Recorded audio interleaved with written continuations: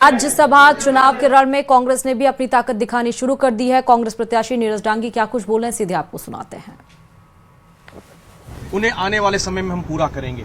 एक लक्ष्य रहेगा आने वाले वक्त के अंदर 6 साल में कि किस प्रकार से काम करना है। जैसे आज सबसे ज्वलंत मुद्दा जो है वो एजुकेशन से रिलेटेड है।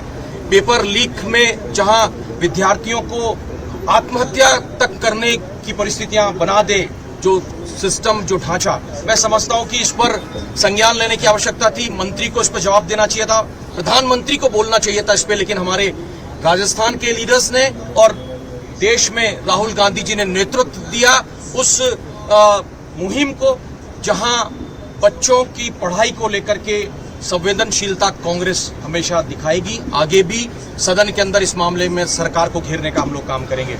राजस्थान के अंदर आने वाले 6 सालों के अंदर मैं समझता हूं कि जो मुझे मौका मिला है, राजस्थान के तमाम विकास के मामले हम लोग उठाने की कोशिश करेंगे। सदन में कहीं भी जो है कांग्रेस कमजोर नजर नहीं आएगी। पूरा जो है वहां पर एलओपी हमारे खड़गे जी, सोनिया गांधी जी, राजस्थान से हमारे सांसद हैं राज्यसभा की, वो खुद स्वयं हर मुद्दे पर, जैसा कि अभी जूरी साहब ने बताया कि इकोलॉजिकल प्रॉब्लम को लेकर के ग्रेट निकोबार प्रोजेक्ट के तहत किस प्रकार से जंगलों को खत्म किया जा रहा है, तो ये सबसे पहली मुहिम इस पे किसी ने छेड़ी थी तो वो सोनिया गांधी जी थी, जिन्होंने एक आर्टिकल लिखा था और उस पर जो है प्रधानमंत्री को संज्ञान में लाने की कार्रवाई उन्होंने की थी। उसके बाद राहुल गांधी जी ने विजिट की वहां की कार निकोबार की, और तमाम चीजें जो है प्रेस के माध्यम से भी, आप लोगों के माध्यम से भी जो है जनता के सामने आई थी। तो इस प्रकार से जहां जहां पर भी जो है भारतीय जनता पार्टी की केंद्र की सरकार कोई गलत फैसले लेगी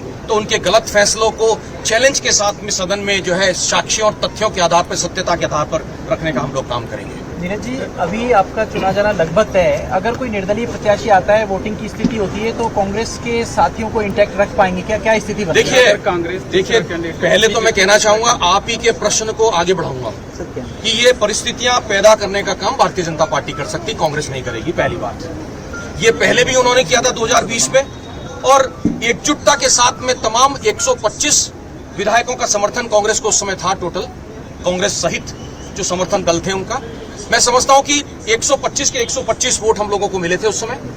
इन्होंने भरसक प्रयत्न किया तोड़फोड़ का। जो राजनीति और जो परिपाटी भारतीय जनता पार्टी की इन दिनों चल रही है, आप देख रहे हैं कि सरकारों को गिराने का काम, लोकतंत्र की हत्या करने का काम, और किस प्रकार से अभी देवाशीष सामंत, जिनका अभी हाल ही के अंदर नॉमिनेशन, कल ही इन्होंने उम्मीदवारी भारतीय जनता पार्टी ने उनको दी, बीजेडी के सांसद को तोड़